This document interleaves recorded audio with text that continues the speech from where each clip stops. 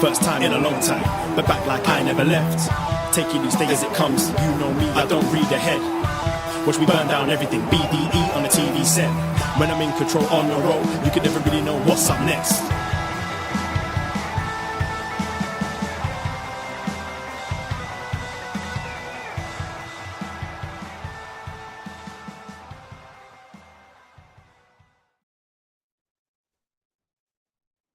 Hello, Braden Herrington here for Up Next, postwrestling.com, Apple Podcast, Spotify, whatever podcast app you use, or you're watching us live on twitch.tv/upnextpodcast or youtube.com/upnext. And yes, Davey, my roommate, my life partner in podcasting, has a vacation day, a well-deserved. I think he was at the CN Tower today, but have no fear, because I brought the next best thing. I brought the man, the myth, the legend, celebrating spooky season here tonight. Post Wrestling's own Andrew Thompson is in the house. Hello, Andrew. Braden Herrington. It's been a long time, my friend. How you feeling? Very too long, my good man. We've definitely had some fun recording some shows in the past. I always think back to the time. Well, one of our good fellows, Dickie Bird, is currently monitoring the stream right now. Yes, he is. The last time this trio was together was that All Out 2021 review. Barring up, one of my favorite reviews that I've ever done. That was just laughs all the way through, and we actually got like some good conversations in there too. So hopefully, since we got the trio back, this will be something of something similar to what we did back then. Yes, I'm super excited to chat with you. Shout out Father Dickie in the chat, moderating, helping us out here tonight with the live streams and everything. And anyone viewing in the chat is always fire. Maybe you're new to Up Next. We cover NXT every week and all sorts of other wrestling. And I mean, we're gonna jump into some Halloween Havoc from NXT tonight. But Andrew, yeah, I mean, what do you got to say right now? I was about to say real quick, before anything, I want to send a congratulations to that man, Dickie Bird, on becoming a soon to be father. Congratulations, good man. Right. I know he can hear this. I don't know if he could. Y'all can't hear him, but yeah, shout out to you, man. Congratulations, big congratulations to you. Best of luck. Yes, you're going to be great. You're going to be great at it. There's going to be like the addition to the post wrestling Up Next community, Dickie Jr. Eventually one day we'll get him on a show. I'm super excited. We'll get to the show, but I'm super excited because I recently got to hang out with Dickie. I got to hang out with some crew with the AEW being in town, but Post Wrestling is doing a 5-year anniversary party. Shout out John and Way, the kings of wrestling podcast ish. They're throwing a huge party. Shout out Robert Pearson in Newark right before Full Gear in November. And man, Andrew, I'm finding out just before we go live that me and you are going to actually meet face to face for the first time, because we are both going to be in attendance at the Post Wrestling party. I feel like this is about to be like I think you had said it earlier when we was messaging about the NXT show. You was like, it's gonna be like the Post multiverse. Like I feel like any and everybody who's like affiliated with Post in like any way, like you probably did like one podcast on the site, like you will be there in attendance at Post. Yeah. I mean at the Multiverse show. It's gonna be a good Post time, Wrestling. Bro. Sure. If you're going to Full Gear, hey, we'll be doing this right beforehand. Go to postwrestling.com for all the info, and tickets are going to be selling out pretty quick. They're already flying off the interweb, so go get tickets, and it's going to be quite a fun time. And I can't wait to meet all the listeners and the whole community, people like you, Andrew, and just it's going to be a riot. And this whole thing is awesome that we have this community. And I definitely am speaking for the Post guys, John Away and Davey and myself. Like, community is what we pretty much base this whole stuff on. So we're really excited, and we can't wait, because we've been having some parties up here in the 6. And Andrew, I don't know if you're ready to party with the BDE. I heard my fair share of stories. How y'all get down up there, man? I don't know if I can hang, but I'll be there from morning to the afternoon. I get tired quick. So I'm gonna top out early, but I'm gonna be there for some of the festivities. Yes, all for y'all right. shenanigans, man. Yes, shenanigans is the right way to do it. If you are quick plugs, you like shenanigans, you should check out the upNXT Patreon, where we just did a review, just dropped a retro Halloween Havoc review, 25th anniversary of Halloween Havoc 1997, featuring the most iconic match in Halloween Havoc history, really. Rey Mysterio, Eddie Guerrero. And yeah, it holds up. Me and Davey ran through the whole show, and then we got a review of the Omen, talking all about spooky season. And then following our Cobra Kai reviews, we got the Karate Kid Part 3 as selected by world champ patron Howie. So go check it out. $5 a month for the North American tier, and you get access to every podcast in the back catalog there, including all sorts of shenanigans, as you called it there. But it's Halloween Havoc. I mean, we're a week away from Halloween. Are you going to be celebrating any of those festivities? Do you have a costume lined up? I put on a skeleton shirt because everyone on NXT tonight was in great costume. Shout out Sam Roberts and his Stone Cold Steve Austin costume, if you saw the pre-show. I saw somebody say him and Mackenzie Mitchell was dressed as John Moxley and Renee Paquette. Wow, I did not. I see it now. Yeah, I can totally see that now. Yeah, that was hilarious. But no, I mean, I haven't celebrated Halloween and I don't know how long, bro. But I always enjoy seeing like all the funny costumes and stuff like that. It's always cool seeing like the different like stuff that people come up with. Like I saw a dude last year, he dressed up like the KFC man. Like, people come up with some of the best stuff for this time of year. But I wanted to add, like since we talking about you guys did the Omen review. Did you get a chance to see the Black Phone? Oh yeah, the Black Phone. Yeah, I watched it last week. I watched it after the Bray Wyatt return because I was like, all right, I got to see it. Yeah. Did you like it? Yeah. I've been watching. Oh man, I've been watching all sorts of spooky stuff. I just watched the Black Phone. Halloween Ends, which I did not like too much, but still entertaining. People say Black that was Phone. Shit. Yeah, it was. Black Phone is pretty cool, and it like has some like supernatural like twists to it, which is pretty fun. But the mask and the Ethan Hawke, man, he's super creepy in that movie. And I it definitely looked Bray Wyatt's new mask made by the same crew and people. So I did enjoy that. It's almost like he's probably taken some inspiration from that movie. But I was watching, I just like marathon through The Watcher on Netflix, which is about like this somewhat true story about this family that like is like being watched and gets these letters and stuff like that. I don't know. I got like super into it and started, digging into, true crime stuff like that. And I do the same thing. Those rabbit holes and stuff. I'll fly through those. But I love we've done so many different like horror movie reviews. We've done The Thing, we've done Halloween. We're doing our free Halloween review, Halloween 5. We're doing like next week. This week we're recording. So we love any other recommendations for horror movies for this spooky season? I can't think of nothing off the top except for like all the old good stuff. Like the one thing I can't stand is when they keep trying to remake the Texas Chainsaw Massacres. I cannot stand that. But there will never be another Chainsaw Massacre like the one that was, what was that, the early 2000s? I think it was like 2003. I believe that's when that movie came out. That is the best one. And the original is the best one. Like the OG, like from like the what 70s? Oh, you talking about the OG? Not, but the one that they made in the early 2000s, bro. I'm sorry. You were a fan of that one. They should have Jessica Biel, right? Yeah, I think she was in that movie. Yeah, but that's why it was so good. They should have just stopped with the whole franchise right there. They'll never stop. I mean, Halloween Ends it's funny because I think it was John Cena was telling me that the license now goes back to the original Halloween people, like the original license. That means they could just start making a new Halloween movie like right now if they really wanted to. So I mean, Halloween time, I'll take any horror suggestions. We got the Omen review coming out. That was a blast. We've done The Exorcist. I go through all the retro stuff around this time. I watched Scary Movie earlier today. Actually, I threw that on. Classic. I don't know if that counts. Classic. Yeah, classic. Definitely did not age well, but still a classic. I know every line in that movie, which is very problematic, really, to be honest. But hey, that's how I feel about like when I watch Rush Hour. Like all the Rush. I was like, bro, there is no way these movies would be able to come out present. Like, it's no way, bro. Like it's no way.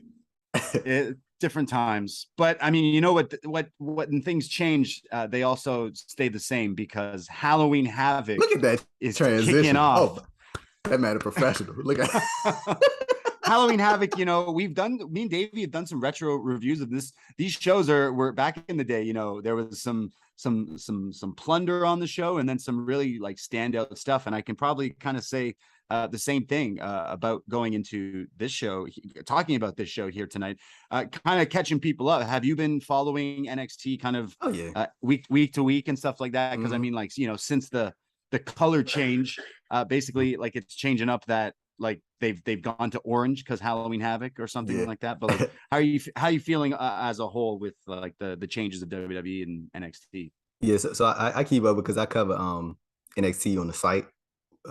So yeah, I'm able to keep up with it. So I mean, but when they did the first, when they first did the little transition at the end of the anniversary show from the NXT 2.0 into the the white and gold NXT, I thought that it was going to be like some sort of like seismic shift, but like probably like 5 minutes after that, I realized like that's kind of impossible, and that would be kind of dumb in a way to like shift your entire product from what it's been from the entire year, even though it may not be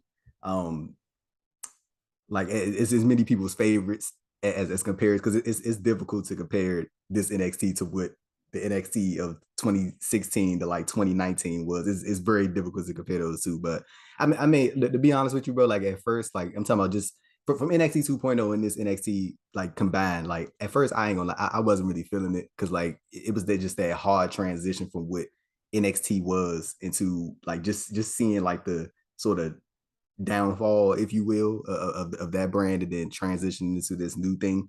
But like over time, I think I started to like it because it was as advertised in terms of like, this is a developmental, like that's what it is. And they weren't advertising it as anything other than that. So I was just like, I ain't really got no reason to be like hate watching it and shit like that. So I was like, I'm gonna just get into it. And it's cool so far. Like, I mean, is the in-ring stuff the best? It's up and down. It really is. It's up and down. But like, but bro, when it's good, it's good. Like really good. As we seen in that main event. As we seen in that opening with the ladder match. So I mean, like I get how some people feel about, like I'm talking in terms of critiquing, because it is a lot to critique, as it is in every wrestling product. But I do kind of feel like like if you would have asked me like 7 months ago, I'd have been like, bro, this is ridiculous. But like now, I'm just like, I do kind of get the sentiment that people like don't really, I don't want to say give it a chance, because I mean, they don't really have to, but like I feel like if you sort of get past the idea that they're trying to make this thing more than what it is in terms of like, bro, this is a development. They're telling you this is a developmental show mixed in with, but I just think that rebrand from NXT 2.0 into this current NXT just symbolizes that, okay, this is still a developmental, but we're going to have your sort of key players mixed in, and we're going to have your Nakamura's come down. We're going to have your different people come down. And I think it's actually better that way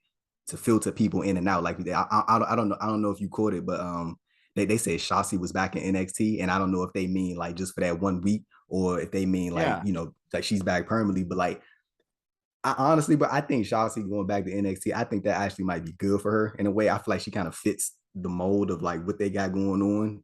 To be honest with you, I feel like that actually might be good for her to get more reps in the ring.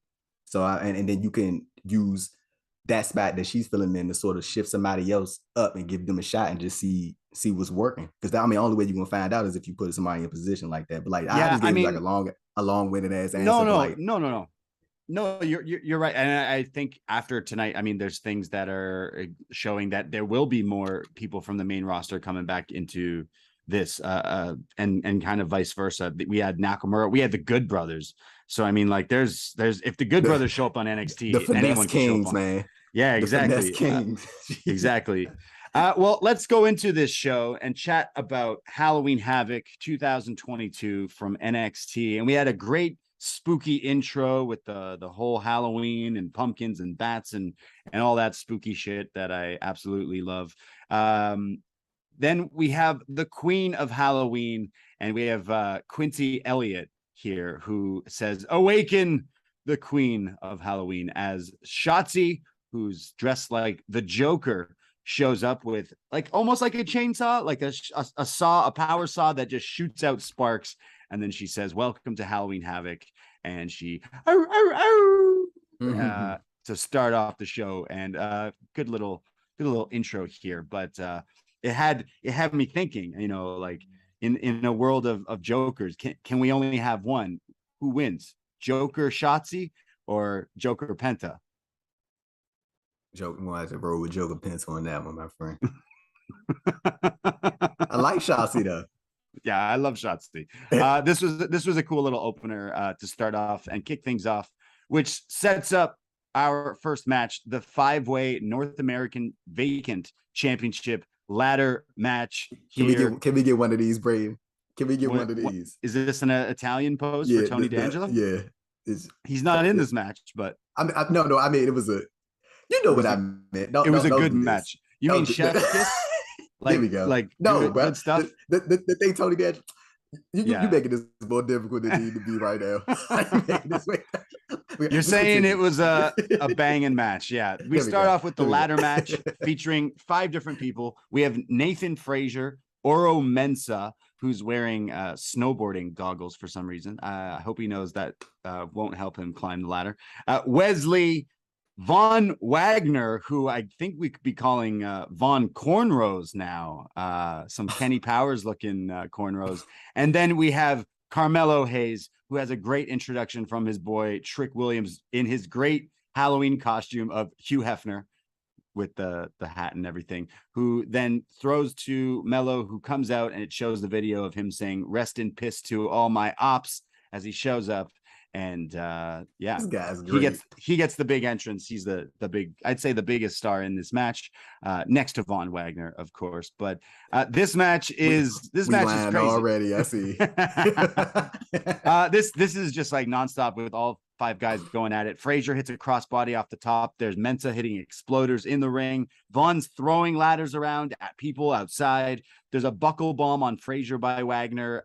Mello hits a satellite face buster at one point. Wes comes in with this like seated ladder attack. There's lion salts onto Wes from Mensah, who has some great offense and hope spot here when he's climbing. There's then the fadeaway on Mensah, and Trick like throws the ladder underneath it, so it kind of sandwiches him here. And then Frazier hits this crazy like springboard inverted Spanish fly on. That shit was crazy. Reminded me of, we've seen Ray Phoenix do this quite a few times on AEW, but this was sweet. Onto Wes, onto the ladder. Definitely. Bro, did you see like where he landed on the ladder? Yeah. Dog? Like it was like his hip, I was like, oh God, I know that shit hurt so bad. It definitely, anytime with the ladder and sandwiching it between the mat, definitely has to hurt. There's then Mensah, who just gets thrown to the outside. Trick like pushes him at one point. Robert Stone gets involved and takes his shoe off, but he gets thrown out as well. Vaughn then has a ladder and decides to throw it on the outside, taking out Frazier and West. But now he doesn't have a ladder to climb, so he goes and tries to find a bigger one. And in doing so, he's setting up the ladder to wedge it between the ring and the thing. Almost takes out a fan, like this close to taking someone's head off with this ladder. Could have been scary. He then sets it up, but then gets laid out by Frazier, who puts him through it with a splash. We then have more splashes. There's then Vaughn, who then comes back from the dead somehow with the military press on Wesley from inside the ring, throws him clearing the ropes all the way to the outside, landing and crashing on the commentary desk. I guess the best way to describe this is yeet. He yeeted him here because this was, man, military pressing him. This was that was crazy. Probably my favorite part of this match. I just out of nowhere just launched him here. Vaughn goes up. I'm about to say the crazy thing was like I thought that he was going to like get him, like throw him on the table. He launched this dude over the table. I was like, yeah, geez, Christ. That was really far. I think that's going to be one of those highlights that they're going to always replay on NXT. They might as well go ahead and throw that in the video package for NXT. A lot of the spots in this match for sure. Yeah. There was then a moonsault. Mensah and Frazier are going at it, and then they eventually both go down. Mello and Wes are fighting, and there's a ladder wedged in between the ladder and the ropes. And Wes eventually jumps off with like a meteora to Mello against another ladder. Wes climbs up the ladder and grabs the title, winning his first ever singles championship. Wesley winning the North American title here in a pretty crazy and fast paced ladder match. What did you think of this opener? I said, did you see Shawn Michaels embraced him after he won the belt? Yes, the Triple H wasn't there to take the picture, but Shawn just straight up hugs you and says you're amazing. Yeah, great moment backstage afterwards. I gotta give it. I don't think I ever told you this story. I think I said it on a podcast before he on post. But one time when I was this had to be like 2018, 2019. But when I first started doing interviews, I didn't have like any equipment. I was just doing it like with my hit, and the audio was so shitty. Like, and I had interviewed Wesley at the time. It was Desmond Xavier. Yeah, and he gave like we had recorded this interview, bro, and the audio was so bad because again I didn't have no equipment, and I had asked him, would he mind if like I sent them a few questions, bro? This dude sent me like full like length text, like just like filled in everything that I needed for that interview, bro. Very, very, very, very cool dude. So I'm happy to see him get his moment, but I think this was like the perfect way to start off this show. Like I'm a big fan of that. I don't know. I can't compare this to the one that they had at Takeover New Orleans, because I feel like that match was just on another like. Yeah, I agree. Oh yeah, that was just on another thing. But like I feel like you're talking about the one. You're talking about the one with 5-star Lars. Yeah, so it got. This one was close. I was hoping for a 5-star Vaughn. I don't know if it quite got there, but Vaughn is, but yeah, I know the one you're talking about. Everyone loves that one. Yeah, it was up there, but it was good, but not quite that one for sure. It wasn't that one, but I think this is probably the perfect way to start off the show. I feel like you always, but just for my preference, I don't know about you, Braden, or how you feel about it. Like when you talking about in terms of how you like taking your wrestling, but I think it's always good to start it off on a high note, like start your show off like the fast pace.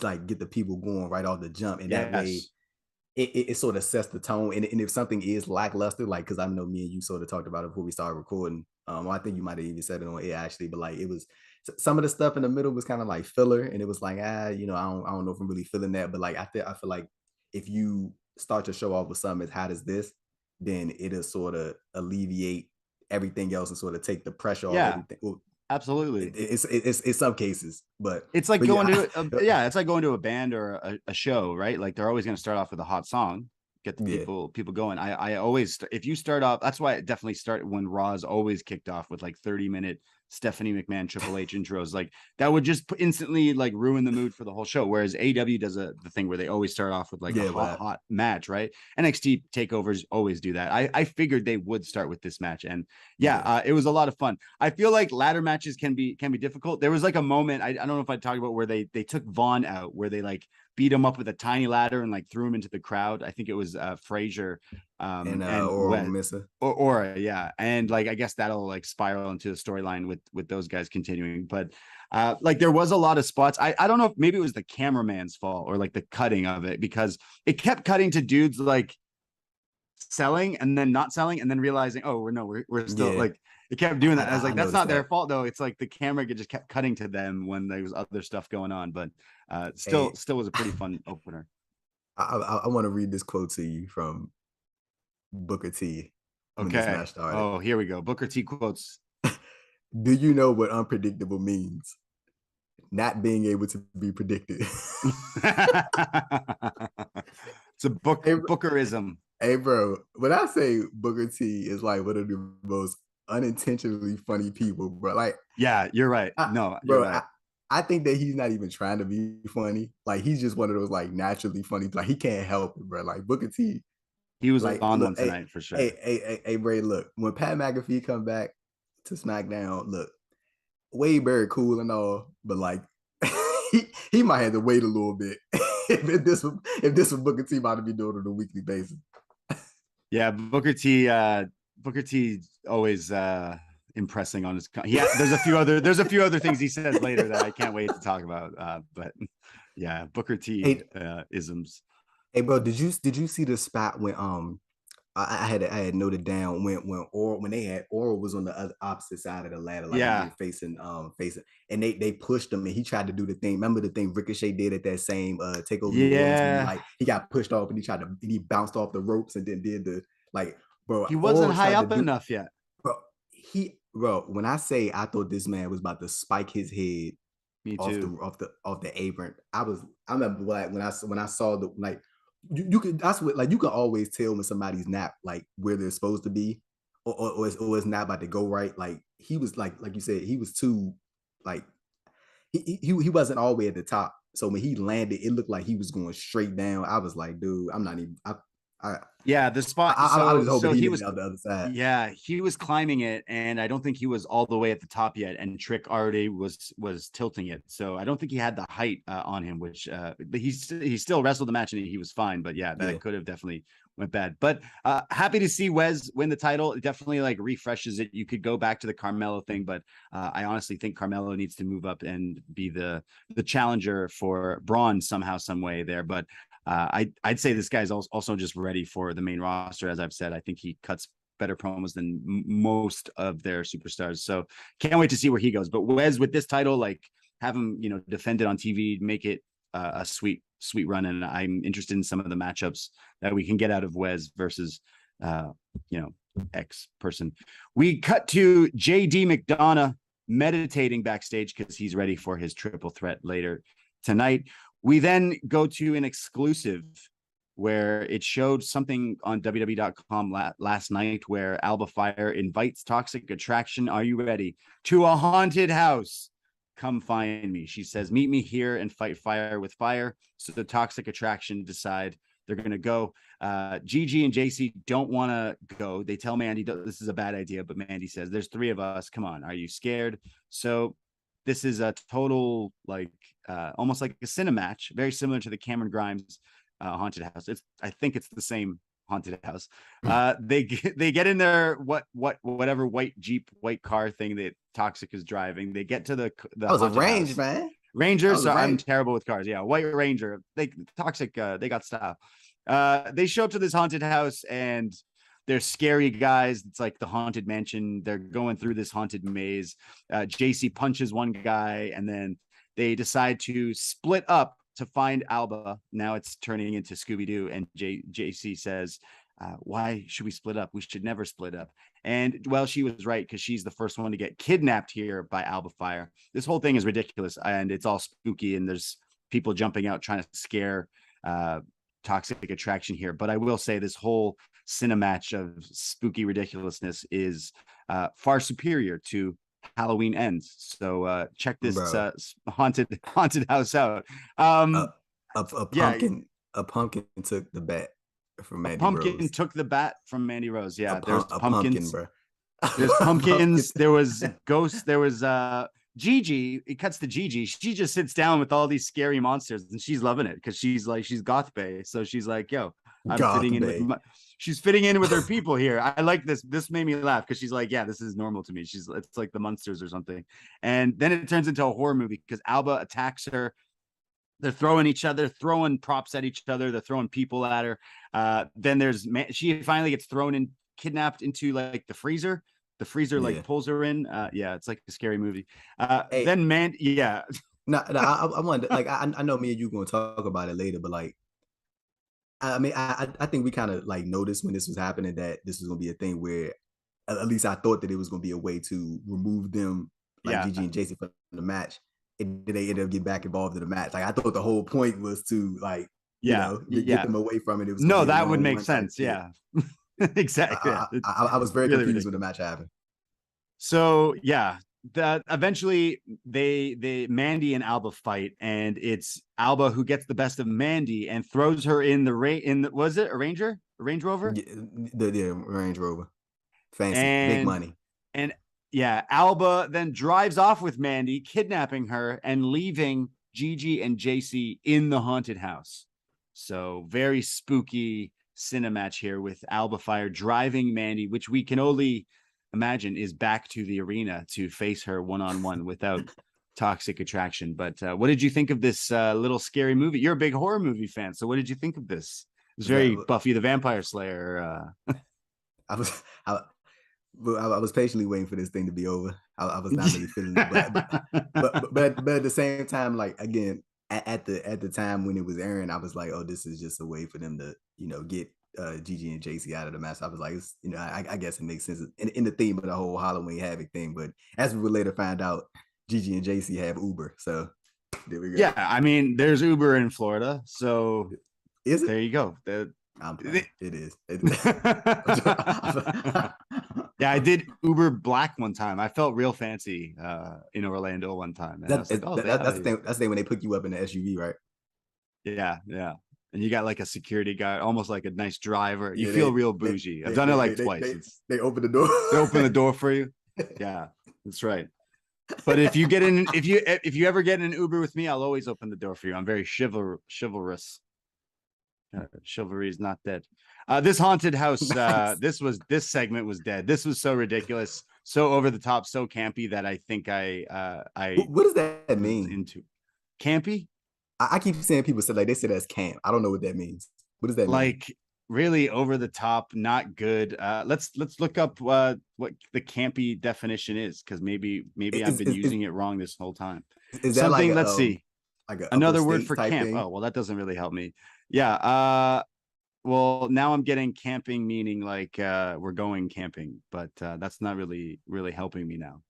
But I always see people from like up north that they always say that, not specifically Canada, but like I'm talking about like people like deliberately exaggerated and theatrical in style, typically for humorous effect. So yeah, like over the top, kind of like way too campy. But really, it was definitely Halloween Havoc because it was all these monsters and zombies, and I miss Zombie Ref. He was not there. Oh, but yeah. We see him ref later on. But yeah, haunted houses and toxic attraction being left there for dead in the haunted house. Love my haunted houses. But wait, there's more, because we go to a spin the wheel, make a deal casket match. It was determined that Grayson Waller would take on Apollo Crews in a casket match because Chucky from Chucky, Child's Play, he's decided that one of these men will be buried alive in a casket, or not, I guess not buried alive, but closed in a casket. We have some druids who make their way and they take down the casket and set it up to ringside. Well, really, it's a black coffin. And I mean, the video for this, the video package just reminded me that I could not really care about this match. It's because Apollo Crews, ever since coming back to NXT, has had visions. That's so Raven Apollo Crews, because he can see things before they happen, and he gets in a feud with Waller, who then attacked his eyes, causing Apollo to not see visions. So then he saw a vision of Waller having red eyes, and then Waller attacked him. So that's what sets up this whole thing. Yeah, but wait, there's more. So this is a casket match. Commentary mentioned, Vic brings this up. This is the 20th casket match, but the 4th that does not contain the Undertaker. So pretty interesting stat. And the first casket match in NXT history. Apollo Crews starts off by going after Waller. He's really upset because of his eyes, but he does this handspring counter, but ends up eating a super kick. Eventually he comes back. There's a huge belly to belly on Waller as he tries to roll him into the casket. Waller then hits a thumb to the eye and sends Crews crashing into the casket, and it just like shatters. He lands in it, and so the ref is like, and then the refs talk, and they're like, well, I guess it's over. And then the lights go out, and there's like scary music. And then when the lights come back on, Apollo Crews is now on the entrance ramp with all these druids as the match now restarts. What the fuck? What was going on here? This is spooky Apollo Crews now. So spooky Crews here in NXT in the CWC. So it's just Apollo Crews now has taken over the druids of NXT. Hey, bro, the funniest thing was he looked just as confused as everybody. Why am I doing this shit is probably what was running through his head. Oh my goodness. So he goes over and starts fighting Waller again, and then they wheel in the actual casket, like the WWE casket. Yeah, like the actual one. It's pretty big, as Booker T starts going off on it, saying it's double deep and double wide, as he says. The match continues, and there's a follow away slam into a Samoan drop, and then there's then like a a spine buster from. Sorry, I think Waller teases he's going for the tombstone, but it's countered into this like tombstone lung blower from Cruz, Yeah, and then he hits like his, gave him the I forgot who does that move. Like yeah, I seen somebody do that move before, but I know it's so much like the code they lift breaker him up and give him essentially. the double knees. Yeah. So he hits this and then hits the one-handed spine buster on Waller into the casket and closes it. And Spooky Cruz wins the casket match. And yeah, I mean, if you ask me, I'm not the biggest Grayson Waller fan, but I think kayfabe wise, he was screwed here. He won the match. He had the guy slammed through the coffin. It shattered. The guy was in it. There wasn't even a roof to put on Apollo because it was broken. And then the lights go out, and then all of a sudden the officials are like, "Oh, actually, here's the casket. Sorry, Waller, that didn't count." What? Hey man, look. I'm all for the Apollo Crews rebuild. If this get him a W, then so be it. But enough with the visions. Enough with like him seeing the future. Enough with the spooky stuff, bro. Spooky Apollo Crews. I need Apollo Crews to get serious. It's man time. Let's go. It's too far, too gone now. Once you get too spooky, it's too late. Nah.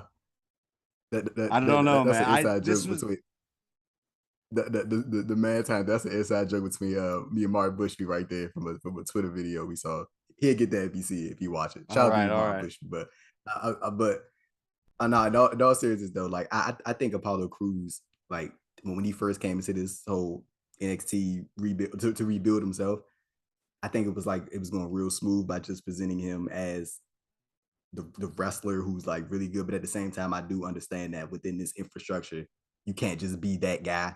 You got to have like something attached to you. But I don't know if him seeing visions and him being affiliated with the Druids, having an alliance with the Druids. I don't know like where exactly Apollo Crews fits into that. So I hope that after they move away from this, then we can move on to something like maybe they sort of lean into more of like a heel Apollo Crews, and maybe that's the first person that challenges Wesley for the North American title, and we could get like a good match out of that, or we can transition to something else. Because I just don't think that this whole paranormal thing is like working. I don't think it works at all. Yeah, I haven't liked the Mr. Lonely angles where he's just in the park, like he's just in the park in his notepad writing, like Dear Stan kind of thing. When he's at the diner.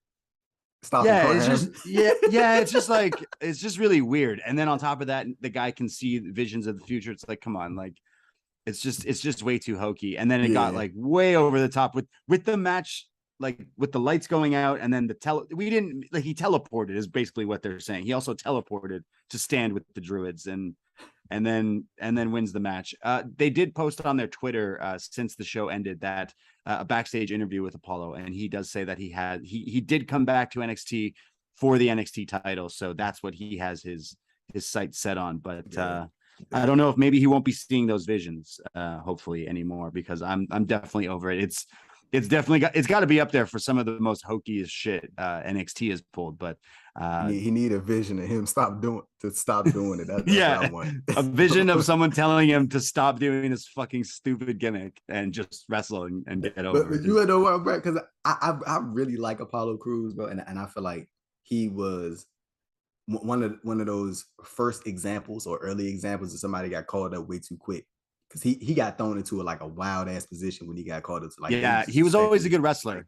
He's a fantastic wrestler, and he was running circles around people in the ring, but he never even got a character. He was just always happy to be their guy who does moonsaults and power moves. But so it was really weird. I feel like when he was on the main roster, they just told him to smile and go out there and just smile, bro. It's really weird. Like, well, now he's got Druids. That's the same thing they told. I feel like that's the same thing they told Finn Balor for a little bit. Like, just smile. Go out there and just smile. Like, what the fuck are you smiling at? He's just happy to be here. I hate that in wrestling. This is supposed to be a sport, if you will, a combat sport. I don't want smiles. But I am excited to see what they do. I'm hopeful that they will move past this whole thing that they got going on, and let's get serious, Apollo Crews. Let's get it. Yeah. I personally can't see him winning the NXT title, so I don't have that vision. Not the NXT. Not as long as Braun Breaker holding it, but yeah. I can see like maybe down the line, like maybe in the 2023, like maybe with the North American title, I could definitely see that. But honestly, bro, As I wouldn't like. I'm sure eventually he'll be back on Raw or SmackDown yeah, because me too. I did like his that US title run he had early in the pandemic, and I did like a little bit of the Intercontinental title run, even though they kind of like fucked him over a little bit with that whole thing. Like it was like he was the champion, but wasn't the champion in a way. So yeah, I hopefully take baby steps first. Let's get past the spooky stuff.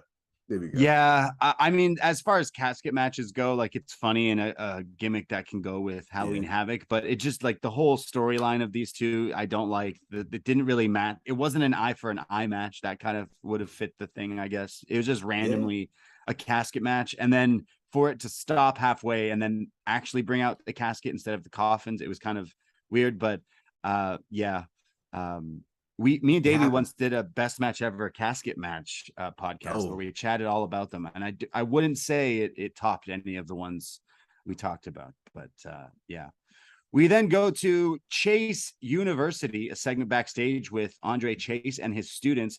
He's talking about how he gave them homework last Tuesday, and it was on Halloween Havoc history. So he then has some questions for the class, and then mentions that some of the students did a good job on their homework, but some of them are the drizzling shits. And then mentions that some people don't know the location of Halloween Havoc in 1995, and it shows. And then he welcomes, which I'm not too sure of. Do you know what it is? I'm I sure have Fire not a Frank, clue. the BD trivia champion, would know that. He then You Andre Chase want to know welcomed. who might know that? Neil Flanagan, who eliminated me from the Up Next Rumble. Yeah, pour one out. Maybe we'll have to settle the score in Newark. Chase Oh, Chase it's getting University. settled. It's getting Chase settled. University brings in a transfer student, Duke Hudson. Yes, he is now enrolled at Chase U, and he knows the trivia question that Andre Chase brings up, and it is at Halloween Havoc 96. Who did the Outsiders beat for the tag titles? Which I do know, Harlem Heat, and Duke gets it right. So Ooh, Bo is now taking like shots at Booker. Bo. Bo is like sorry, not Bo, Bodie, blonde Bodie. Bo. Yeah. He looks like Bo, but he's blonde. He's like not trustworthy of Duke joining Chase U. So more on that on Tuesday. We then go to Mandy and Alba Fire in the Range Rover, and Alba's just driving, and Mandy just can't seem to work those child locks, so she can't escape the car while Alba is driving. There's not even like a divider or a partition or anything. It's just she just can't stop Alba from driving. Apparently, we go Great back. driver. Alba's Great driver. just driving really fast. We go to backstage. Pretty Deadly are being interviewed. They are the tag team champions, and they have a title match this Tuesday. And they're just in flower shirts. They're not really in the Halloween spirit. And they say that they are the perfect pair with the full itinerary. Wink, wink. They then say that side plate check and like look at their side plates of the title as Katana and Kaden walk in, who are also the women's tag champions. And they say that this Tuesday they have to defend them, and basically say that Pretty Deadly aren't real fighting champions, and Pretty Deadly call Katana and Kaden Chuckies as they walk off. So I thought that was a good line considering these two. You expect any title changes this Tuesday Uh, from either of those? Possibly the women's tag titles, actually. That Yeah, could kind of I change can things see up a that. bit, but Pretty Deadly kind of fresh off their win. Probably not so much. We go to our next match, though. Spin the wheel, make a wheel deal meal. We have it was already selected, so we knew what it was. The Weapons Wild match, which is essentially a grudge match here between former best friends Cora Jade and Roxanne Perez. The whole storyline here of when Cora turned on Roxanne and beat her with a paper skateboard. Well, out comes Roxanne with not a paper skateboard, but a real one, and she's ready to beat up Cora with it. Roxanne's wearing some like almost like evil clown gear inspired gear. this match starts off with, like I said, Roxanne just swinging this skateboard back and forth. It's basically like the Phillies game earlier, just trying to swing at Cora's head here. Finally, hits her in the gut, and then in the ring, puts her on the skateboard, and then rolls her, sending her flying outside of the ring. They're then all using weapons and trash cans and kendo sticks. And Cora puts the trash can on Roxanne as she hits it and kicks her in the head. At one point, Booker T randomly brings up Cora Jade's time at Freelance Wrestling in Chicago. Shout out Freelance. As Cora Jade then pulls out what is like rope or a noose, and then chains, and she's just beating up on Roxanne here when she hits. So there's like a side rush and leg sweep for a 2 count. And then finally, Roxanne just fires up and keeps coming after Jade, and Jade keeps trying to run away. They're fighting now around the perch area, which is part of the crowd, that lifted area. They then are fighting on top of it when Cora starts pulling away the railing and tries to throw Roxanne off of it. Roxanne has Cora hanging on this perch. It's almost like the Lion King here, where she's like, "No, don't!" Mm-hmm. And she tries to. She doesn't want to hit her friend. She doesn't. Roxanne's thinking about it. I don't want to do this. When Cora pulls Roxanne in, and they both go flying back first off the perch through some tables, kind of like a side Russian leg sweep off this thing through these tables. The crowd going crazy. That both of them get back into the ring, and Cora thinks she's going to put Roxanne away with this move through all these chairs, and says, "You were never my friend," but gets backdropped.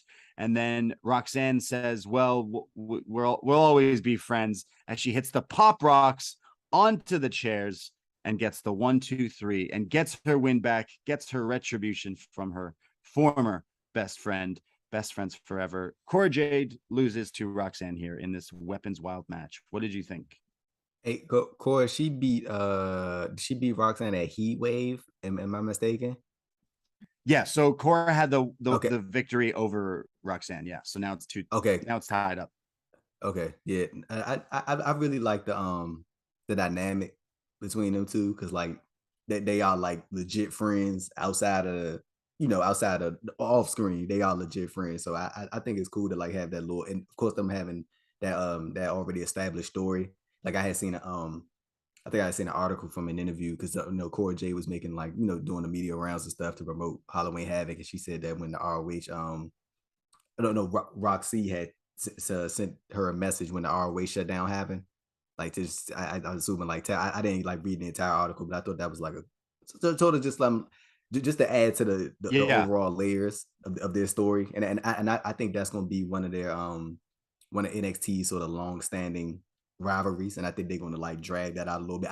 I think now is like important, because like sometimes like with like just in terms of like how Shawn Michaels like to put out things, like sometimes he doesn't like let it breathe a little bit. Like he likes to go like right back into the mix, and I feel like this might be an important time, not to keep them completely separate, because you want to keep them intertwined to keep things going, but have them separated, but in a way that they're still like connected in a way, or you can maybe have like a middle person that sort of connects them to in a way, if that makes any sense. But I think that Roxanne and Cora, that's going to be one of NXT's, as far as the women's division goes, that's going to be one of the long-standing rivalries, and that's going to maybe span like a year or two from now. And then I think at some point one of them is going to win the NXT women's title, and the other one is going to take the title off them, and that's where I see it. That's how it's going to play out. Yeah, that's how I see it. I see after Roxanne winning this, perhaps she's the one to dethrone Mandy, and then the next time Roxanne Cora tangle, it's for the title. Did Mandy beat her? Did Mandy beat her for the title?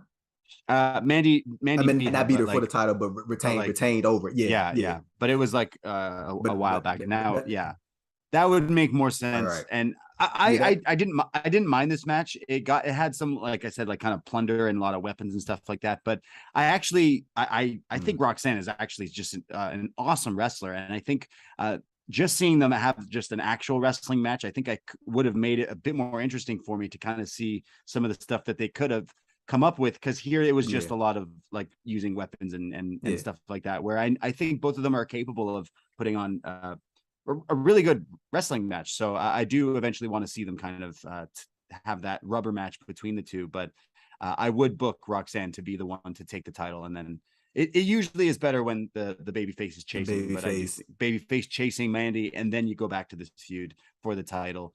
Yeah, not quite the Gargano Ciampa level of former best friends matches and stuff, but I could still get into it, and I see promise for both But both of these they two. young as hell, bro. Yeah, Like, exactly. Yeah, They got like time. pretty They be damn all right. good. Yeah.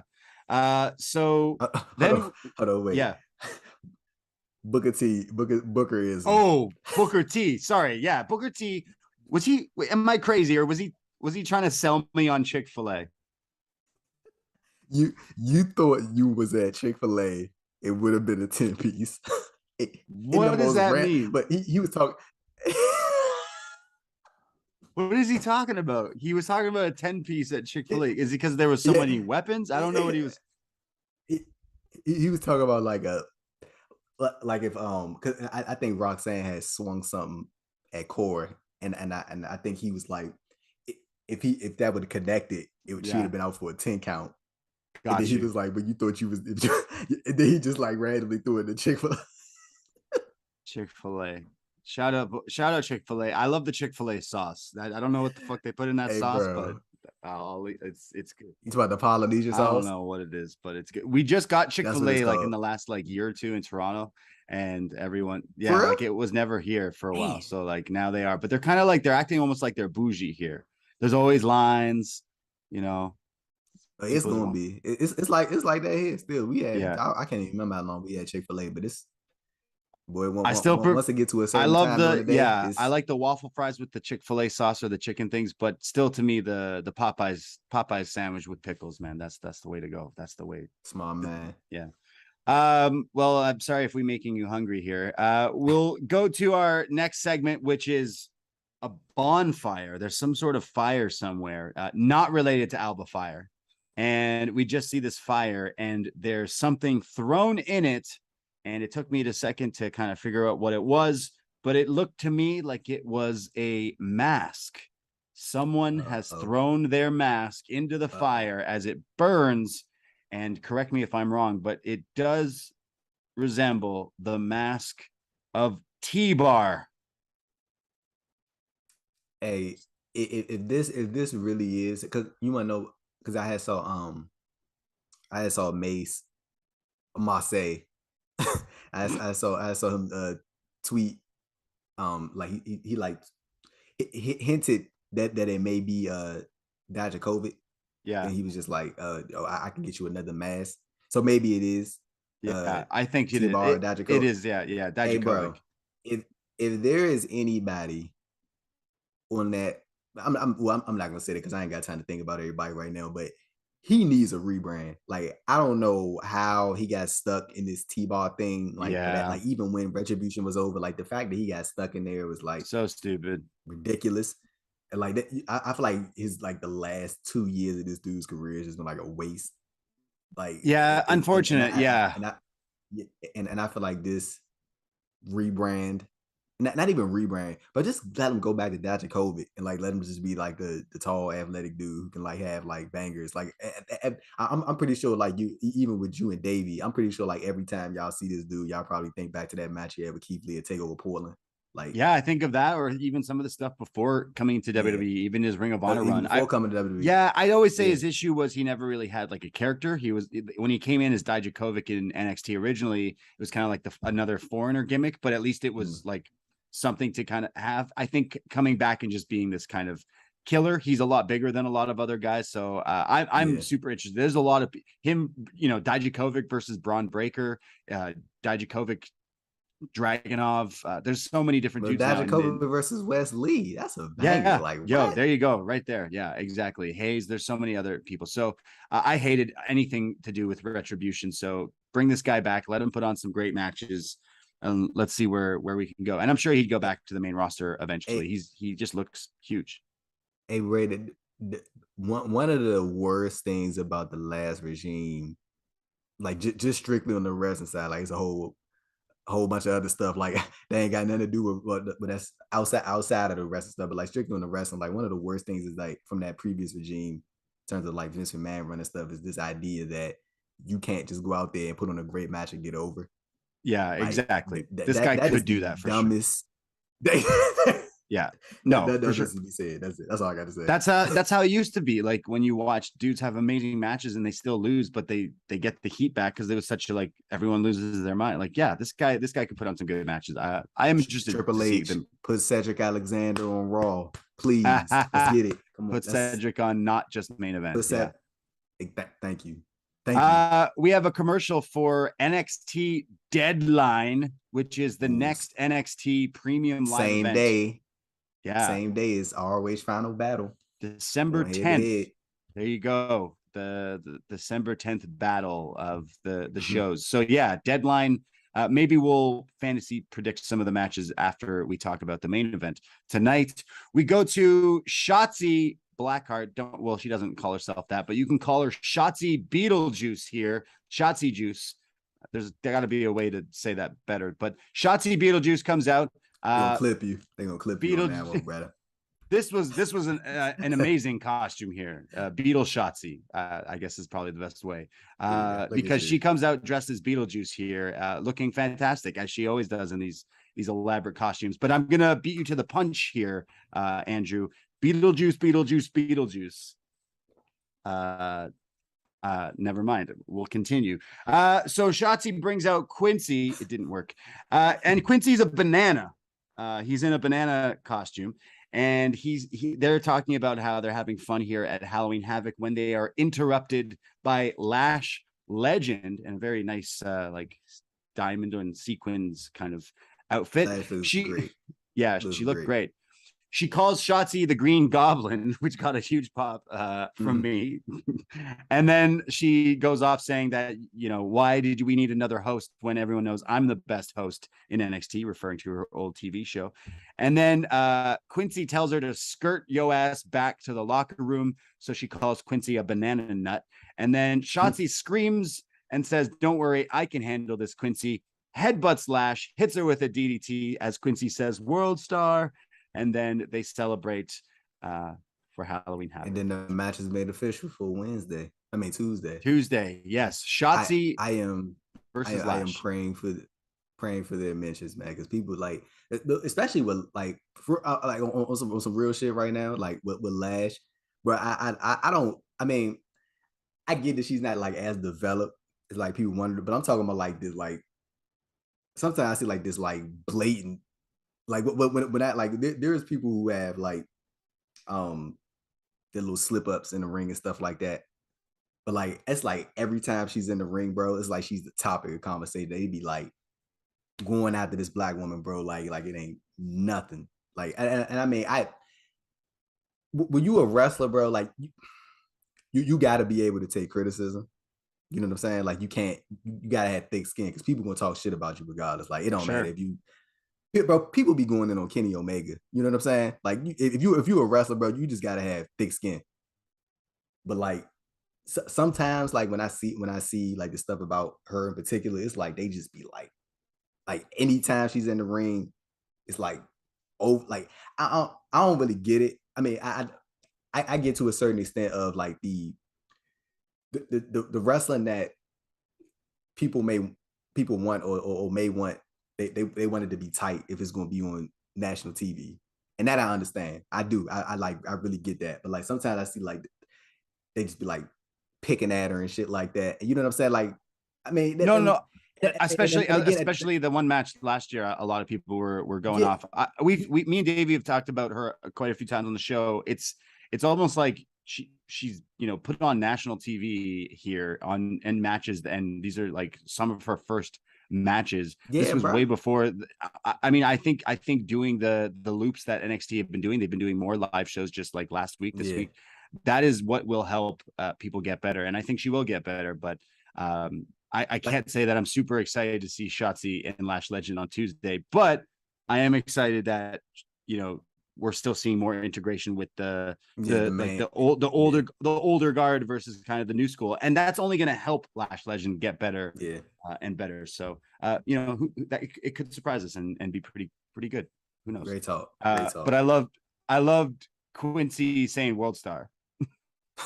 I haven't heard that in a while. I didn't know people still do that. In Toronto, they go 6 buzz. That's what we got over here. I don't know. What the hell is that? What is No, that? 6 Buzz. Yo, I'll teach you up on the culture of Toronto. 6 Buzz. 6 Buzz. 6 Buzz. Someone knows what I'm talking about, but yeah, World Star. We go to Joe Gacy and the Schism, meaning his two pals. They say, hey, it's Halloween Havoc, but everyone wears masks every other day of the year, anyways. Hey, Braden, can I just say something real quick? There is nothing more in this world that I want. Well, let me not be that dramatic, but bro, I want Rip Fowler and Jagger Reed to go back to just being Grizzly Young Veterans so bad. Like, like yeah, I know what you mean. what Like happened, they were a unit that was working, that could have worked on the main roster, but yes, now they're just being these two like really weird looking weirdos. And they say here that they have a message and it's going to be now delivered by Force Cameron Grimes. It's not over. Then we see the red hoodie person and they say this Tuesday is your time in the lights and you will breathe in the fresh air. 4 roots, 1 tree, 1 family. This Tuesday, the red hoodie will be revealed, but it sounded like he was singing some like Phil Collins Tarzan here. 4 roots, 1 tree, 1 family. Trust your heart. Let they decide. Really strange promo. I hate the Joe Gacy stuff, but the best thing about Joe Gacy is his theme song, and even you could admit that is quite a good song. But yeah, we didn't get to hear it. It's all right. It's all right. It's gonna be Nikki Cross. It's gonna be Nikki Cross. Oh, I don't think so. No, I think it's going to be Isla Dawn or whatever they change her name to now. Oh yeah, I forgot about. She didn't get released. She didn't get released. No, or like a swerve here, Saray. No, that's horrible. Saray, I think it's Isla. I think it's Isla. What happened to her? What happened exactly? To Saray? Exactly. This could be. This could be her. I don't know. Yeah, but can you imagine Saray being corrupted by Joe Gacy? Exactly. It sounds like captivating TV. Rip Taylor and Mick Jagger and Fowler, man. Yeah, I like that they have masks now. They have like these like creepy, smiley, almost like the Bray Wyatt, but like smiley masks. So at least that's something I guess. But yeah, still an act. For me, bro. Yeah, it's not good. It's not good. But we'll see on Tuesday. We get a Diamond Mine video here showcasing the history of Diamond Mine and this grudge match between Damon Kemp, former member of Diamond Mine, versus Julius Creed, and this is an ambulance match. I love this. I can't remember the last time I saw an ambulance match, but it's happening here. Braun and Roman. Yeah, I'm not finished with you yet. So this video for Diamond Mine's pretty cool because it shows the history of Diamond Mine here. And I mean, shout out Tyler Rust, Hatchie Man, Stokely.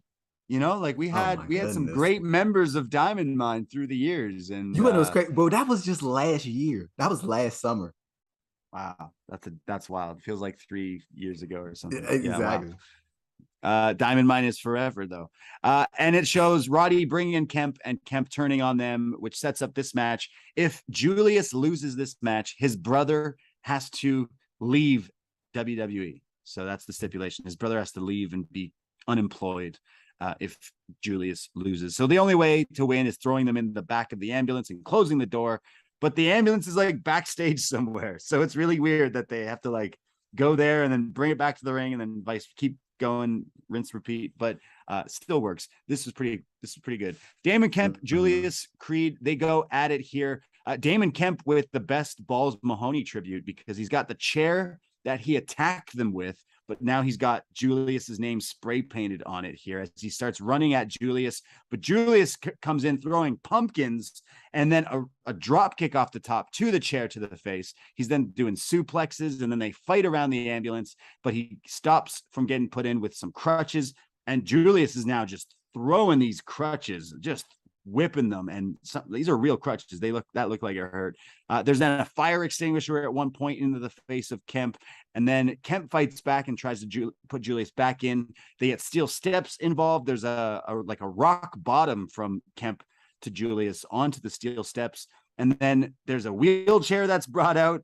And Julius puts Kemp in the wheelchair and then rolls him face first into like the steel steps. Look pretty cool. But then there's the stretcher brought out as well, where they're then throwing each other. They keep going back to the ambulance and hitting each other with it.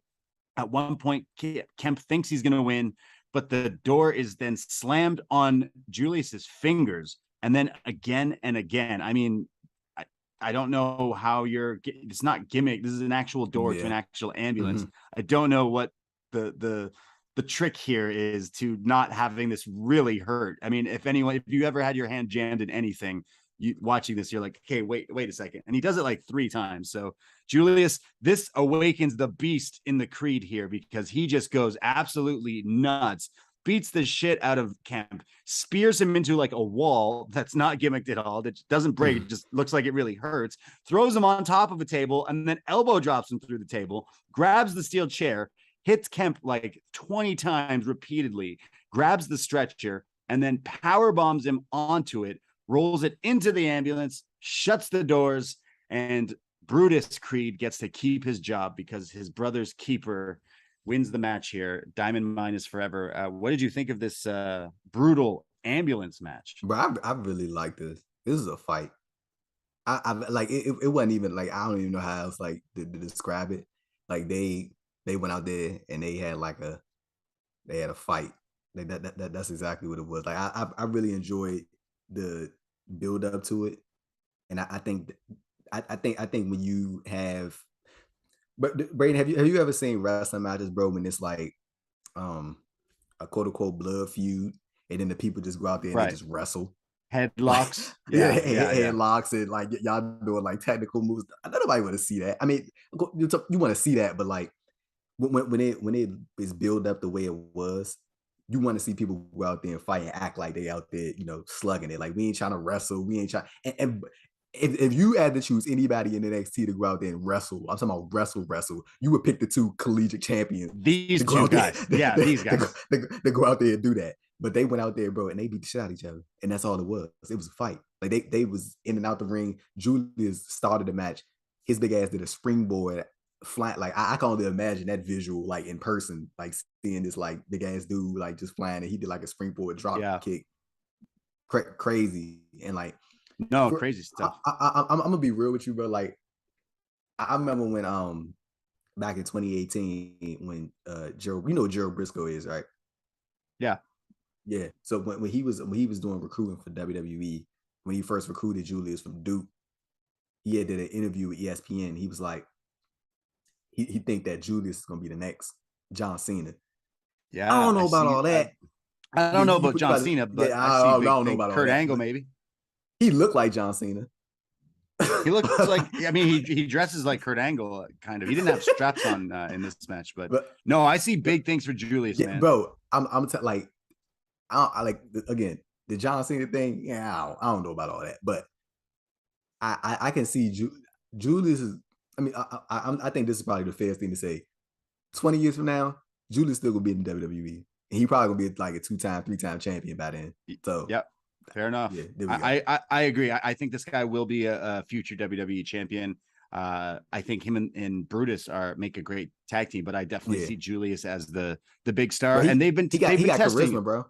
Yeah, they've been testing him. They did this whole thing is developmental, and this whole storyline is him finally cutting a lot more promos, doing like sit down interviews and stuff like that. A lot more like personality kind of coming out and making it about like how the grudge match and the brother and all that stuff. So they're trying to get that out of him and get the charisma and the character and the wrestler character kind of out there, because the wrestling, man, these guys, I kind of said it earlier where, yeah, these 2 some days somehow will have another match where it's strictly wrestling and suplexes, and we will applaud. Yeah, it's gonna be great. But this was the match where the story was he's mad at this guy for turning on him. So smart, it made way more sense, and I can't wait to see these guys wrestle again, because I'm sure that maybe we will get there possibly. But Julius is the real deal for sure. I really got into this match. It was a lot of like going back and forth from the ambulance, but they had my attention, and I will give it to Vic and Wade for kind of like,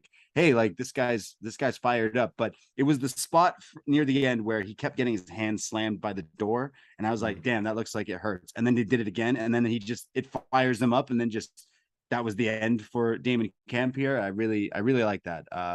And he was struggling to get him up for that power bomb, but once he did, he crushed him on that stretcher, and it looked really good. So I enjoyed this match. Let me ask you this. So Damon Kemp, he did get thrown in the back of the ambulance. Do you think the next time he shows up with Gable Steveson? That's okay. So I think that we were all expecting a swerve where Roddy was not actually taken out, and then he like cost Julius the match or something like that. But that was not the case. It was pretty much it was clean. Like he threw him in the back of the ambulance, and that was it. No Roddy. Afterwards, Brutus and Ivy celebrate in the middle of the ring with Julius, but no Roddy because he's still hurt, you know. But yeah, I was expecting maybe something a bit different. I mean, you could put Damon and Roddy in a group still together, or his brother Gable, or I don't know. There's a few different ways you could have went about it, but either way, I just want to see more of the Creed brothers and see what more of these guys can do. Like Julius, like give him some time, give him some reps. Like this guy will be having some great like Julius, Braun, Julius, Ilya, Julius, anyone on the main roster, he could have some sweet matches. Hey Braden, is somebody who's like you and Davey, y'all like focusing on NXT. Like, do you think it's time that that the Creed brothers start getting like those well, not even TV, but you think it's time they start bringing them to SmackDown for dark matches? Yeah, like it can get to that time. They've already been the champs here. They just had this kind of bigger storyline where there was a lot more like promos and talking. So like, yeah, at this point, I think not a call up, but like just, you know what I'm saying? Like just okay. Yeah. I mean, yeah, they do that all the time. Yeah, sure. Yeah, why not? I like these guys, and I could see out of a lot of the stuff I don't like in NXT the past year in 2.0, they were the standout, and this was pretty good, and I do see big things for Julius. He's awesome. So Julius wins it, puts him in the ambulance, and Diamond Mine is forever. So yeah, I saw Hachiman tweeting out a diamond, so he was watching all the generations of the greatest stable in NXT history. I could see the four of them, meaning Ivy, Roddy, and the Creeds moving up as a unit there as well. But they got a lot of have you noticed like a lot of the 4-person groups up there? Like they got Legato, they got well, I mean, just groups in general. Like they start, and of course I think the person that's gonna be joining Hit Row next week on SmackDown, I don't know. I'm just saying, I think it might be Leo Rush. I don't know yet. I don't know yet. Okay. And the only reason I'm saying that is because Leo Rush was supposed to be in the original. Yeah, he was supposed to be in the original. It was supposed based to be around him, AJ, Swerve, Leo, and Ashante. And I think B-Fab was supposed to be I think it was supposed to be a 5-person group with the 5 of them. So I mean, it would make sense if it was Leo. I saw some people was like throwing out Carmelo Hayes. No. Carmelo, look, I'm all for groups. I'm all for Black talents elevating each other. I feel like Carmelo needs to be like a standalone, like I agree. Solo. I mean, not solo with Trick. He needs to be with Trick. Trick has been great. Trick is I pulled a whole 180 on Trick. He is completely Trick is great. Yeah. Trick is great, and it works. They work really well together. So I don't want to see that at all. But Leo Rush would be a great shout there to see that kind of brought back. We go backstage to Zoe Starks and Nikita Lyons. They are the challengers for the tag titles this Tuesday, and they say that they've been beaten down and had injuries, but now they're together and they're going to kick the door down and they're going to take those titles on Tuesday when Idris and Malik show up. And man, Malik, I mean, he's been wearing these MAGA Nikita. we got I had to throw that out there. I'm sorry. Like, did you see that video that she posted, which like she had to like the music in the background that was like very like pro Trump. It was ridiculous. But anyway, I digress. Well, I forget. We had some. There was a bunch of nicknames people were. I forget what it was, but MAGA the Stallion. Yeah, stuff like that. Idris and Malik have been an interesting team because Malik wears these sweater vests. He finally wrestled without it like recently, which I think is a good idea, but coming to the ring with it, sure. But he's been wearing different like sweater vests. And here at Halloween Havoc, he's got a pumpkin one. So I will give him his props. He had to probably go and find that somewhere. So good for him. Hey, have you seen their YouTube channel? Yeah, they're ridiculous. But did you see the spoof they did on the CM Punk? Yeah. That's what I. These guys, Hey, these bro, guys are definitely growing, and they got yes, they got a good chemistry together that I like. They they say do. that they are gonna win the tag titles this week, so both of these teams will walk out as new champs. 2 teams and 2 big dreams. So yeah, tag team title Tuesday, this Tuesday on NXT. And then we go to our next match, which is what is our next match? It is Alba versus Mandy. Yes, Alba versus Mandy. Well, it starts as we see the ambulance is leaving the CWC here, and it drives off into a magical darkness of Florida somewhere. As we see a car now approaching in the same shot, the white Range Rover. Alba pulls up and opens the doors, but Mandy escapes and she's crawling away. They start brawling into the arena, and then the match is made official. It starts off women's title on the line. Alba hits a DDT for a near fall. Mandy eventually starts fighting back and hits a fallaway slam. Booker T just starts to go off on Mandy Rose, saying that she reminds him of Rocky Balboa and that Mandy is, and I quote, looking good. And Mandy comes back with a spine buster for a near fall. Alba hits a fireman carry into a spine buster and then a swanton bomb, but it's only a near fall. And then Toxic Attraction show up, even though they were left for dead at the haunted house. But me and you kind of figured it out that they probably just used lift or something to get here. The ref is there, and he's like, "Oh, you guys are here now." JC gets super kicked off the apron onto the ref, who I don't know what he's doing. On him. Yeah, she fall on him for real. It was not the best perfectly executed spot. This means Toxic is all taken out. Alba hits the gory bomb. I don't know why she just doesn't call it the fire bomb, but there's no ref to count it. So she goes out to wake the ref up when Toxic hit her with the toxic elimination, as I call it. They roll her back in the ring, and this allows Mandy to hit the rose trigger, or the kiss from a rose, as they call it. And then the ref hits the slow 1, 2, 3. Mandy retains, meaning she's been champion for a whole year. Hey, Braden, when they said on commentary, when they said that, when they mentioned that on commentary that she was going to be champion for a full year, I was like, she probably going to retain. Because now why I do think that Toxic Attraction, like, is a trio, and for real, I ain't even gonna lie to you, bro. Like, I wouldn't even be mad if Sonya Deville got added to it, because I mean, it just makes sense. Yeah, it's her and Mandy's thing. But I do think that Toxic is ready for the call up, bro. I feel like they're an NXT to now at this point to help sort of, like, as far as the tag team goes, to help, facilitate some things and just to play the middle people. But I do feel like they're ready to move up to rather Raw, SmackDown.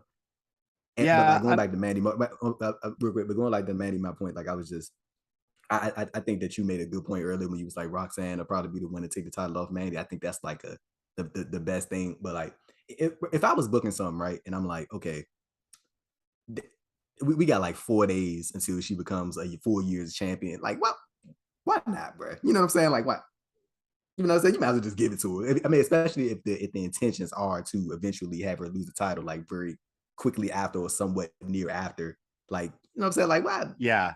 Why not just give it a shit? You know what I'm saying? I didn't think like this was bad. I thought I think Alba Fire is someone who should be on the main roster as well. She's just been she's been killing it way before even she was in WWE. So like I do think she's great and definitely was a big part of this match. It got my attention when I didn't necessarily think that it would. I kind of forgot that this match was happening, considering that she was kidnapped. But then I realized, oh yeah, she's coming to the arena without Toxic. That makes sense. And then Toxic show up anyways. But it was as a classic Mandy match. But I had some cool spots. But I do think the direction would be Roxanne taking it off Mandy at that deadline show in December. I think that would make it a big, like a long reign that's finally defeated. It gives Roxanne the whole heat.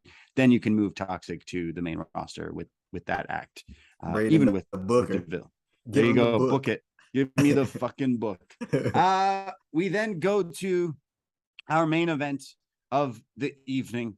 It is a triple threat match for the NXT World Championship. The champion, Braun Breaker, defending against JD McDonough and JD, Ilya. don't Google me. Don't Google me, as Kevin Owens said last week. Ilya Dragunov, Braun Breaker, and JD McDonough. JD comes out and Ilya comes out, and then I said out loud, is Braun going to break something? What's he going to break? Is there a pumpkin he's going to break or something? And boy, was I on the right path there, because there is the graveyard for the Halloween Havoc set. And now there is 2 gravestones, one with Ilya's name on it and the other with JD, as Braun takes out a shovel and smashes both of the tombstones in his entrance here, showing up in Halloween Havoc 2000 Scott Steiner inspired gear on Braun Breaker here, looking real fresh. So this match starts off 3 men here, and they just take turns. Sorry, it's Dragunov and Braun taking turns beating on JD because they both hate this guy. Eventually, JD fights back, and there's a great back and forth with Dragunov here, where he hits like a Uranagi and then a moonsault and then a slingshot corkscrew senton, which is crazy. Braun comes in, he's belly to bellying these guys, and these look great. Then there's like elbow strikes, and then there's a Death Valley driver into the corner on JD from Ilya onto Braun, and then hits the coast to coast to both of them. There's then lots of boos for Braun Breaker here in the CWC. Big fans of JD and Ilya here in Florida, apparently. There's a whole chop fest. Eventually, Braun goes to do the military press on Ilya, but gets headbutted, the Irish kiss from JD, which breaks that up. And then up top, Braun hits a Frankensteiner to JD, who then in midair gets caught by Dragunov, who sit out Liger bombs him. This was an incredible spot. This is some like stuff I used to play in like WWE 2K, like tag team finishing moves. This was sweet. Frankensteiner onto a guy, and then he gets caught with the sit out bomb, but it's broken up, but sweet move. JD then hits a beautiful Asai moonsault to the outside for onto both the guys as he tries to pin them. Ilya gets back in and power bombs Braun, and then just starts to go into this next level, Super Saiyan Dragunov here, when he just starts screaming and starts delivering elbows to Braun. When out of nowhere in the corner of our screen, JD hits a 450 for a near fall. There's brainbusters, crazy Germans. There's then a spot where Braun Germans Ilya, who's also Germaning. That was crazy. I love that spot, bro. Yeah. But McDonough goes all the way over like a full rotation. This was sweet. There's then the patented Steiner Bulldog to Ilya. Braun pulls the straps down, but as he hits Dragunov with the military press power slam, JD throws Braun out of the ring, gets the pin on Ilya, but it's only a 2 count. I definitely bit on this. I was like, no way JD's getting the win here, but that would be the way he does it. But great bit there. Then eventually he goes up top, and Dragunov hits a senton off the top and then sets up for the torpedo, but JD stops the ref from counting the 3 on Braun. So I also bit on this. I thought he messed the spot up. I thought he messed. I thought he didn't break it up. Yes, I thought he was late. And then when I saw him grab that, I was like, oh shit. I mean, pretty smart, right? Why don't you just stop if the ref can't count if you grab his hand? So the ref did not count the 3. This pisses off and awakens Killer Dragunov, who chases him around ringside, but ends up running into a Spanish fly.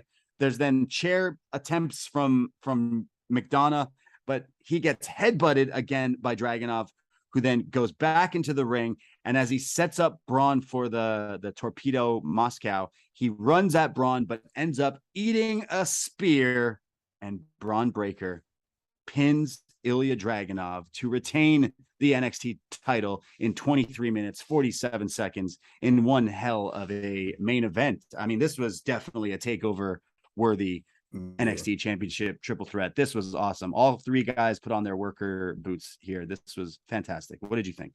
Bro, I don't even know what else to say. Like this was a great match. Like that.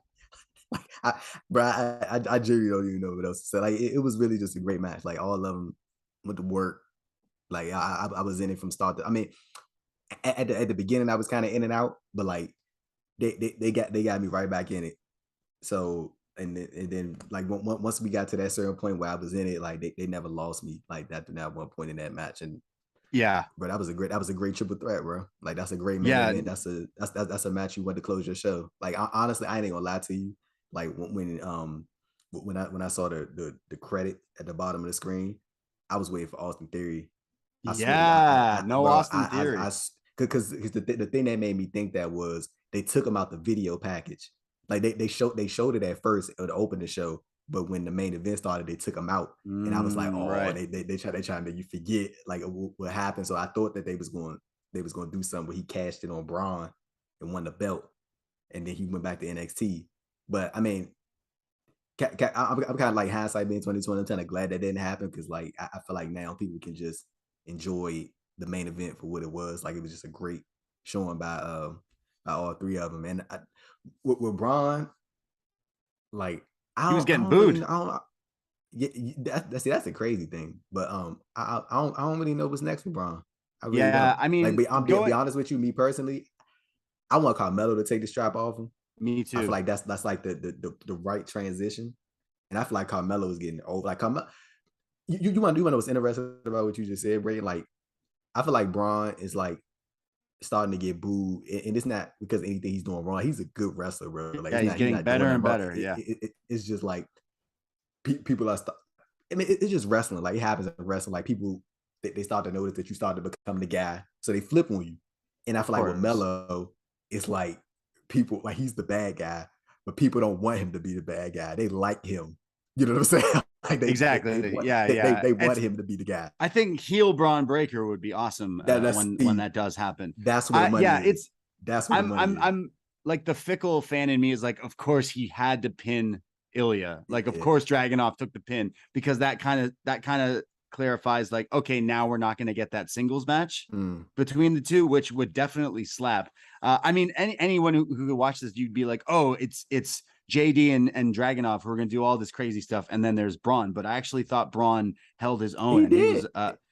he was awesome in a lot of these spots, and he was on point. And having matches with someone as like loved, as treated as this like wrestling warrior of Dragunov, like that's how you learn. I will say there was a segment towards the end where it was Braun and Dragunov, like, and Dragunov was just forearms and elbows, and Braun was just coming back with the weakest looking punches compared to what Dragunov was laying down. Right. So I was like, all right, maybe we could work on that, Braun. But he keeps getting better. I think though it would have made things a bit more like exciting and interesting if there was a title change. But fantasy booking deadline, I would book Carmelo Hayes versus Braun Breaker, and I think it would be Hayes to take it from him. He is just kind of the next level, and I think that Carmelo got the people right now, man. Yeah, no, that would be an awesome match. But this was an awesome match. I mean, what do we do with Dragunov and JD kind of after this? Like, do you put Dragunov on SmackDown? Does he start having, matches with people? I just don't know where we kind of go for that. Does Dragunov show up on Raw? It's kind of stay away from Gunther and stuff. But yeah. You know what? If you could, you just gave me a great idea. I'm so glad you said that. So with Ilya. But see, the thing is, I don't know how he would resonate on the main. Like I'm talking about, like I know we get him. You know what I'm saying? Like I know there's like a group of people, like not group of people, like there's an abundance of people that get him. But like I'm talking about just that transition, like in terms of like how some of the fans might react to him on the main roster shows, opposed to NXT fan base, where they know what it is about. So it's not a thing where he has to like warm up to them or nothing like. But see, this is the thing with Ilya. If you could find two people to put him with that can go against Imperium on SmackDown, and like if you could just find two people, bro, that fit with him, and maybe one of those individuals is great on the mic, he'd be good, and he could be the star. He don't gotta talk, bro. Gunther Ludwig Kaiser does it all talking. Gunther's the guy. Everybody knows he's the guy, but Ludwig is the one that does all the mic work. He's good. I like so Dragunov. I'm pretty sure Dragunov can speak perfect English. Yeah, I love his no. Yeah, of course, but I mean, just like you can follow that same formula in terms of you can have somebody that can do all that stuff for him while still making him the guy, like you do Gunther. Gunther can speak. You know what I'm saying? He's good on the mic. But Ludwig is the guy that does all that for him. So if you have follow a similar formula, and not necessarily copy it play by play, but like have two guys with them that can go hard, just like how Sheamus got Ridge and Butch.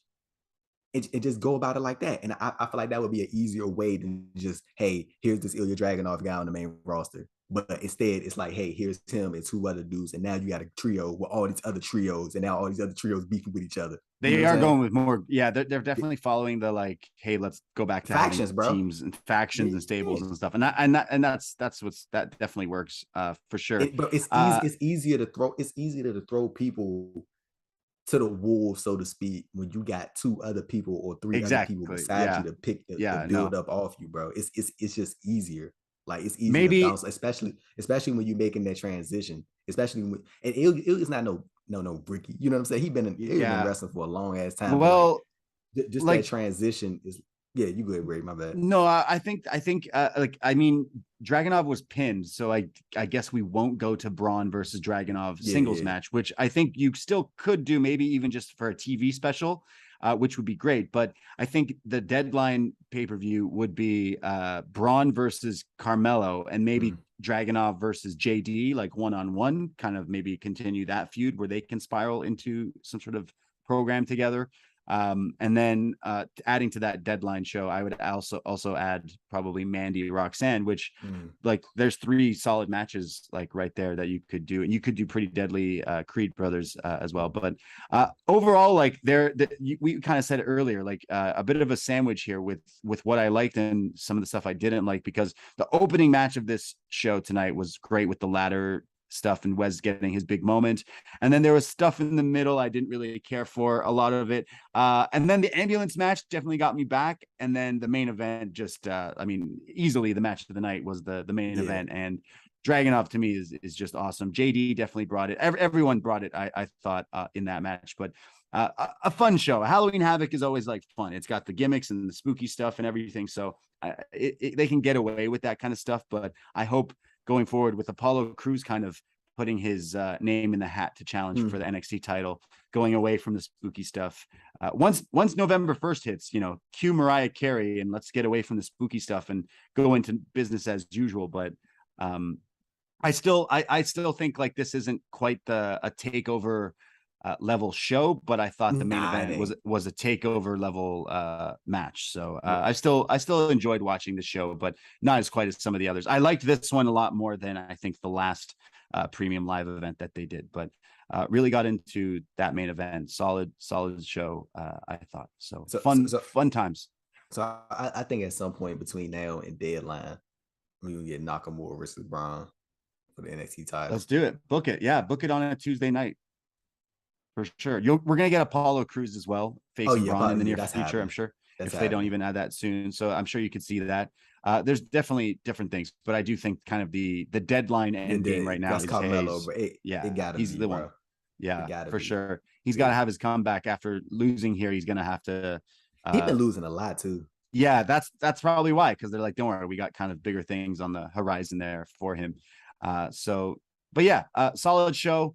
And then they had ads for 2 weeks, Roman Reigns versus Logan Paul, where finally it ends. The streak will finally end, and Logan Paul will walk out WWE champion, and then Roman can face The Rock non-title at WrestleMania. It'll be great. You want to know the funny thing about these Saudi shows is like sometimes I feel like they like I feel like if you was to ever do some crazy shit, that's the place to do it, because you're gonna get the reaction that you want. Yeah. So can you just imagine if Austin Theory cashed in on Logan Paul and won the championship? Hey, Braden, you want to know what's crazy? So like I don't know if he just slipped up, and you could go look at it, but this is before Clash of the Castle, and I think this was like when Logan Paul was like, I think him and Roman had some no, I don't think so. But he was just like, he had said that he was going. You go look up the promo, but this was like this had to be like the week of or the week before Clash of the Castle. He was like, I'm gonna cash in that crown jewel, and then he stopped himself. Right. He said, "No, I made Clash of the Castle." And I don't know if that was like something that people were supposed to catch, but like bro, ever since he said that, I've been thinking about that, and then now that I see Logan Paul's in it, I was just like, bro, can you imagine the reaction online. If this Yeah, I mean, bro. I think Roman retains. Obviously, I'm kind Yeah, of of joking, course. but Of course, bro. I think it would rattle a lot of people and get people talking about it. I mean, as we see, controversy definitely creates cash, as we've seen on the other side of the fence with like AW and the whole Punk scenario. Like, as much as people are like, oh, that's so awful that they're outing all this stuff, but like ratings are like more steady than they've been. So I like, love it. like, like that's kind Hey, of the way hey, it hey, is. hey, Brad, let me ask you this real quick. I know you're about to jump off, but like, do you ever like, okay, if that report is true that that there are conversations ongoing about CM Punk having his contract bought out by AEW, and the only thing that's holding it up is the non-compete, which is interesting. But do you think there's any chance in Yes, hell that CM Punk is absolutely. back in Never say WWE? never in pro wrestling. This industry is so ridiculous and so fun. And I mean, yeah, I definitely could see that happening. Imagine CM Punk wants to finally main event WrestleMania. He can do that. He can face Kevin Owens, and it would be awesome. Hey, I know that shit eating him. I know it. It's no You way know it it did, doesn't, bruh. for sure. It's no way. That's why he was so It's mad. no. That's why he's so mad lately. He's like, that should have been me. There. Hey, I mean, did you see after he did that when Kevin Owens posted the picture of him main event? I Man, did. it I was did. So there you go. There's the beef right there. Start the feud. Yeah, I mean, never say never in wrestling. I'm CM Punk is never one of my all time favorites, but I really loved his comeback and really loved his yeah, feud but with it was MJF. good. It was It was really good, and I good, was really getting into it. But he definitely rubbed me the wrong way as a fan, just airing out bro. He laundry did it. the way He he did it should. to himself, He bro. did. He did. That's So a but that's a grown that bro. I always say this, bro, and I mean, people always, but oh, you would, Brady. but no, I'm just like, if it's wrestling, so like people always, this always happened. Like, when we're me and you are a bit younger than like wrestling fans who were watching deep in it, Monday Night Wars and all that stuff. But like, people jump ship, and there's never say nevers and stuff like that. So like, yeah, you could see Punk versus Cody. Punk Roman is the ultimate end game, make Roman look strong. Essentially, all he has to cut promos about that, and that would instantly sell that. Like, there is so much that you could do. It is unfortunate that it is the case that he's done with them. I don't think it's necessarily such a big blow to AEW, but it was Maybe pretty I. much like, yeah, they'll be fine. But it was also like, look, we got Punk and he's gone. So it's like almost like, but That was yeah, a year ago. a year A ago, year crazy. ago. One It's year ago can crazy. change a lot in this industry, apparently, because in this one Crazy, year, bro. just so much shit went down on this stuff, in this stuff, and that's why it's fun to talk about. But it was fun to talk to you, Andrew, here Oh tonight, man. all about It's Halloween always good Havoc. talking to you, bro. Real It talk. is, and I can't wait to talk to you in person when we finally get to meet up at the post wrestling extravaganza in Newark, New The Jersey. multiverse. I can't The wait. That's post. going to be crazy. Before Full Gear, we're all going to be there. It's going to be great. Postwrestling.com for all the information there. And anyone listening to this, you want to hear more of us, me and Davey will be back Tuesday night with upNXT, chatting all about NXT, Shotzi and Lash Legend. And then Wednesday night, we're going to be doing BD Elite, chatting all about Moxley versus Penta, which I'm super excited about now. They advertising that. And yeah, patreon.com/upnext, $5 a month. Halloween Havoc 97 reviews up. The Omen reviews coming up. We got so many podcasts. It's only $5. Go check us out. It's how we keep the lights on here. Andrew, let the people know where they can find you, what you got going on lately, all that stuff. The floor is yours, man. Follow me on Twitter at AD Thompson __. Check out my YouTube channel, the Andrew Thompson Interviews YouTube channel, and I'll be putting a new interview up on Tuesday with somebody who's in a championship match, in the women's championship match, and at NWA Hard Times 3. Very exciting conversation, hour long. Got a lot of good content in that interview, and the written version will be up on post. And yeah, that's about it. You check me out on Instagram as well, AD Thompson __, and I will see all the good people from post next month in Newark, New Jersey. Yeah, it's going to Looking be a forward fun to it. time.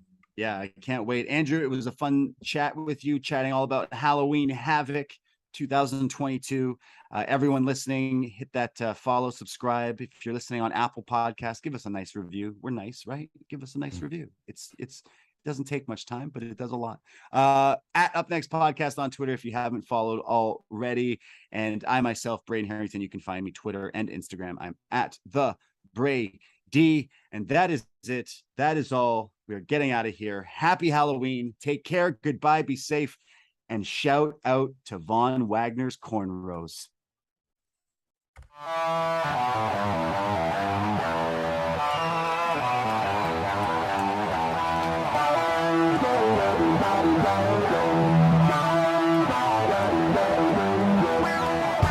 First time in a long time, but back like I never left.